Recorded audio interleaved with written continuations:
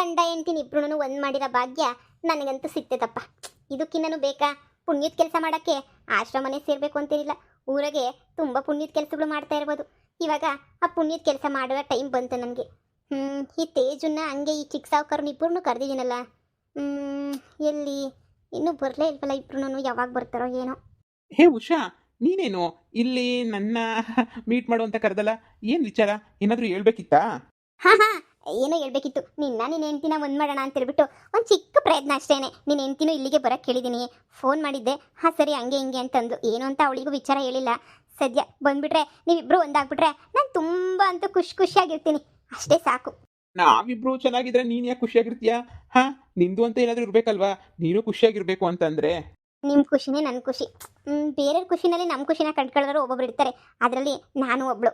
ಅದು ಸರಿ, ನೀನು ನನಗೊಂದು ಬಿಸ್ನೆಸ್ ಐಡಿಯಾ ಕೊಡ್ತೀನಿ ಅಂತ ಹೇಳಿದ್ದಲ್ಲ, ಆ ಬಿಸ್ನೆಸ್ ಐಡಿಯಾ ಏನು? ಹಾಂ ಹೇಳ್ತೀನಿ, ಅದ್ರ ಬಗ್ಗೆನೇ ಯೋಚನೆ ಮಾಡ್ತಾ ಇದ್ದೆ. ನೀನು ಒಂದು ಬಿಸ್ನೆಸ್ ಮಾಡಬೇಕು ಅಂತ ಹೇಳಿ. ನನಗೆ ಅಷ್ಟು ಬೇಗ ಏನೋ ಐಡಿಯಾ ಬರಲಿಲ್ಲ. ಐಡಿಯಾ ಕೊಡ್ತೀನಿ, ವೆಯ್ಟ್ ಮಾಡು, ಒಂದು ಸ್ವಲ್ಪ ದಿನ ವೆಯ್ಟ್ ಮಾಡು, ನಾನು ನಿನ್ಗೆ ಐಡಿಯಾ ಕೊಡ್ತೀನಿ. ಅವಾಗ ನೀನು ನಿನ್ನ ಹೆಂಡ್ತಿ ಇಬ್ಬರು ಸೇರ್ಕೊಂಡು ಬಿಸ್ನೆಸ್ ಮಾಡ್ಕೊಂಡು ಹ್ಯಾಪಿಯಾಗಿರೋರಂತೆ, ಸರಿನಾ?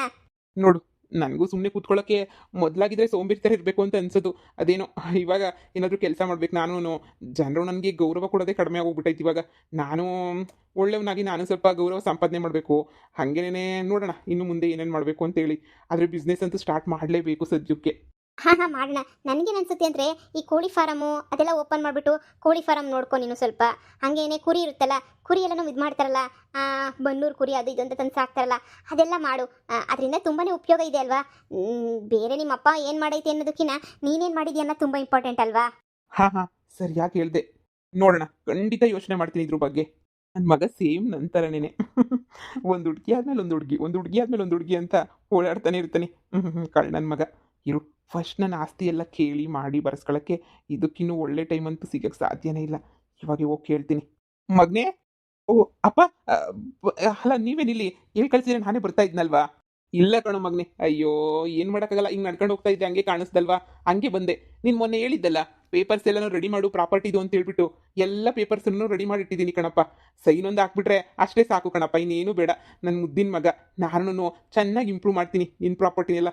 ನೋಡ್ದಾ ನಿನ್ನ ತಂಗಿ ಹಂಗು ಹಿಂಗು ಅಂತ ಹೇಳ್ಬಿಟ್ಟು ಎಲ್ಲ ಹೆಂಗೆ ಇಂಪ್ರೂವ್ ಮಾಡೋಳೆ ಅಂತ ಹೇಳ್ಬಿಟ್ಟು, ಅದಕ್ಕೆ ನಾನು ಮಾಡೋಣ ಅಂತ ಅಂದ್ಕೊಂಡಿದ್ದೀನಿ. ಪೇಪರ್ಸ್ಗೆಲ್ಲ ಸೈನ್ ಹಾಕ್ಕೊಡ್ತೀಯ ತಾನೇ?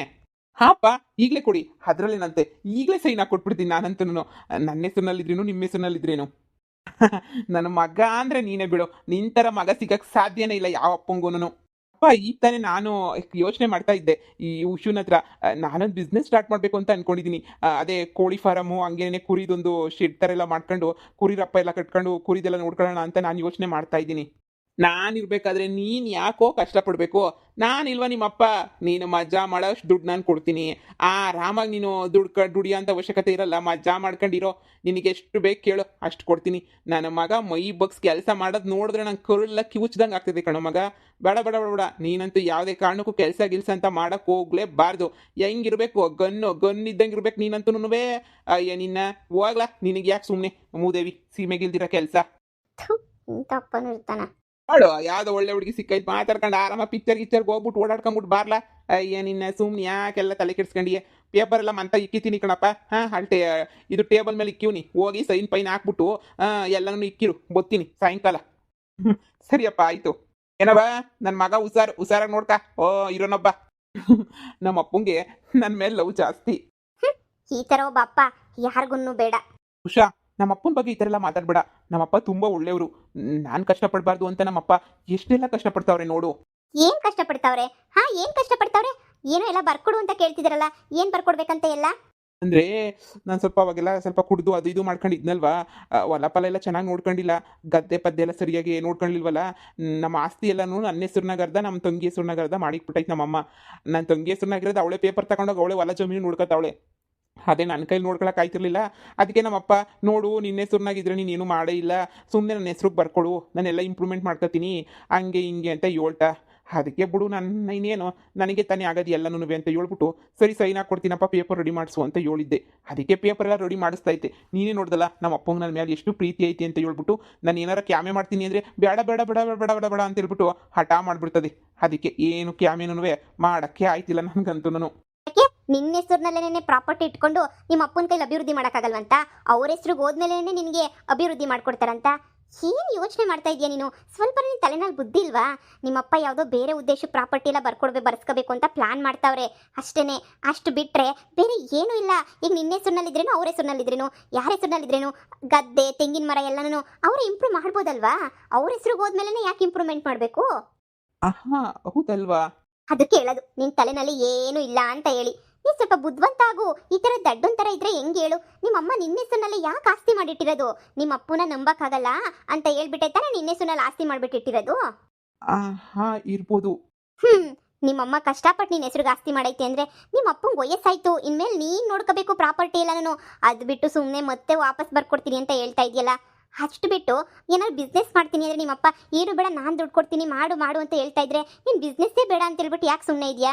ಹಾಂ, ನಿಮ್ಮಪ್ಪ ಏನೋ ಹೇಳ್ತಾರೆ, ಸಾವಿರ ಹೇಳ್ತಾರೆ, ಹಂಗಂತ ನೀನು ಬಿಸ್ನೆಸ್ ಮಾಡದೆ ಇರೋಕ್ಕಾಗುತ್ತಾ? ಹಾಂ, ಮಕ್ಕಳನ್ನ ಹಾಳು ಮಾಡೋಕ್ಕೇ ಈ ಥರ ಮಾಡೋದು. ನೋಡು, ನಿನಗೂ ಜವಾಬ್ದಾರಿ ಬರಬೇಕು. ನೀನು ಒಬ್ಬ ಜವಾಬ್ದಾರಿಯುತ ಹುಡುಗ ಆಗಬೇಕು. ಅದೇ ಗಂಡ್ಸ್ ಥರ ಬೆಳಿಬೇಕು ಅಂತಂದರೆ ನೀನು ಏನಾದರೂ ಬಿಸ್ನೆಸ್ ಮಾಡಲೇಬೇಕು. ಊರಲ್ಲಿ ನಿನಗೆ ಯಾರೂ ಬೆಲೆನೇ ಕೊಡಲ್ಲ ಗೊತ್ತಾ? ಎಲ್ಲರೂ ನಾಲಾಯಕ್ ಥರ ಮಾತಾಡ್ತಾವ್ರೆ. ನೀನು ನೋಡಿದ್ರೆ ಅವ್ರು ಹೇಳೋದಕ್ಕೇ ಸರಿ, ನೀನು ಅದೇ ಥರ ಬಿಹೇವ್ ಮಾಡ್ತಾ ಇದೆಯಾ. ನಿನ್ಗೆ ಊರಲ್ಲಿ ಬೆಲೆ ಸಿಗಬೇಕು ಅಂದರೆ ನೀನು ದುಡಿಬೇಕು. ಈಗ ಯಾರು ಕೋಟಿ ಆಸ್ತಿರಲ್ಲ ಹೇಳು? Darshan sir, Sudeep sir, Yash sir, ಅದೆಲ್ಲ ಯಾಕೆ? ರಾಜಕೀಯ ವ್ಯಕ್ತಿಗಳು ಎಲ್ಲರ ತಗೋ ಕೋಟಿ ಕೋಟಿ. ಡಿ ಕೆ ಶಿವಕುಮಾರ್ ಸರು, ಆಮೇಲೆ ಯಡಿಯೂರಪ್ಪ ಸರು, ಮತ್ತೆ ಇನ್ಯಾರು ಈಗ ಸಿದ್ದರಾಮಯ್ಯ ಸರು, ಎಷ್ಟು ಜನ ಬೇಕು? ಎಲ್ಲರ ಹತ್ರನೂ ಕೋಟಿ ಕೋಟಿ ಆಸ್ತಿ ಐತೆ. ಆದರೂ ಅವ್ರು ಇರೋಕ್ಕೆ ಬಿಸ್ನೆಸ್ ಮಾಡ್ತಾ ಇರ್ತಾರೆ ಹೇಳು? ಎಲ್ಲ ಹಂಗೆ ಮುಂದುವರಿಬೇಕು. ಅವ್ರಿಗೂ ಒಂದು ಜೀವನ ಅಂತ ಇರುತ್ತಲ್ವ, ಇನ್ನೂ ಇಂಪ್ರೂವ್ ಮಾಡಬೇಕು, ಮುಂದುವರಿಬೇಕು ಅಂತ ಹೇಳ್ಬಿಟ್ಟು ಏನಾದರೂ ಒಂದು ಮಾಡ್ತಾ ಇರ್ತಾರೆ. ಹಾಂ, ಅವರೇ ಮಾಡ್ತಾವ್ರೆ ಕೆಲಸನ. ಅಂತ ದೊಡ್ಡ ದೊಡ್ಡ ವ್ಯಕ್ತಿಗಳೇ ಕೆಲಸ ಮಾಡ್ತಾವ್ರೆ. ನಿನ್ಗೇನು ಬಂದಿರೋದು? ನೀ ಚಿಕ್ಕ ಕೆಲಸನೂ ಮಾಡಲ್ಲ ಅಂತಂದರೆ ನೀನು ಎಷ್ಟು ಸೋಂಬೇರಿ ಅಂತ ನನಗಂತೂ ನಗು ಬರ್ತೈತೆ. ನಿಜ ಉಷಾ, ನನಗೆ ಇವಾಗ ಅರಿವಾಗ್ತೈತೆ ಅಲ್ವಾ? ಎಂತೆಂಥವ್ರು ಕೆಲಸ ಮಾಡ್ತಾವ್ರೆ, ತೋಟ ಗೀಟ ಎಲ್ಲ ಕಟ್ಕೊಂಡು ಎಂತೆಂಥ ಸಾಹುಕಾರೆಲ್ಲ ಕೆಲಸ ಮಾಡ್ತಾವ್ರೆ. ನಾನು ಅವ್ರ ಮುಂದೆ ಏನೇನೂ ಅಲ್ಲ ಬಚ್ಚ. ಛೇ, ನಾನು ಇಷ್ಟು ದಿನ ಟೈಮ್ ವೇಸ್ಟ್ ಮಾಡ್ಬಿಟ್ಟು ಅಂತ ಬೇಜಾರಾಗ್ತೈತೆ. ನೋಡು, ಬೇಜಾರು ಮಾಡ್ಕೋಬೇಡ.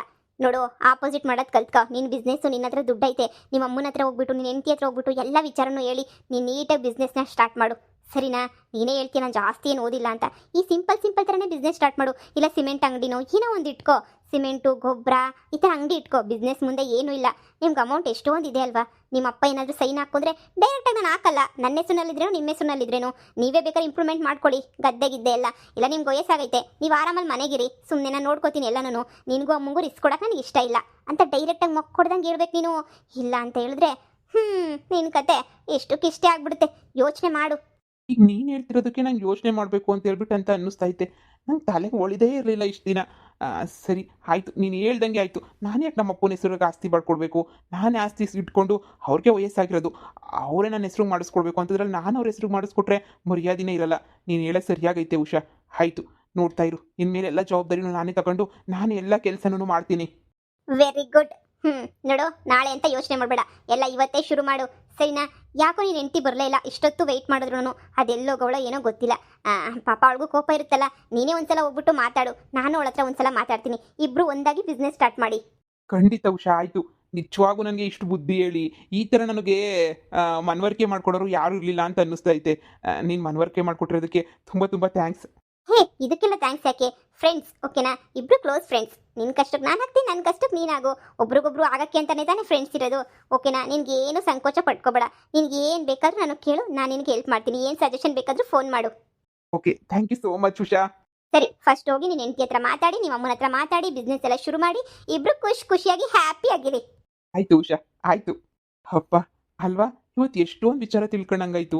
ಅದಕ್ಕೆ ಸಜ್ಜನರ ಸಂಘ ಹೆಜ್ಜೇನು ಸವಿದಂತೆ ಅಂತ ಹೇಳೋದು. ಸುಮ್ಮನೆ ಯಾರೂ ಹೇಳಿಲ್ಲ. ಉಷನ್ ಮನಸ್ಸು ಎಷ್ಟು ಒಳ್ಳೇದಲ್ವಾ? ನನಗೆ ಸಹ ಜ್ಞಾನೋದಯ ಆಯಿತು.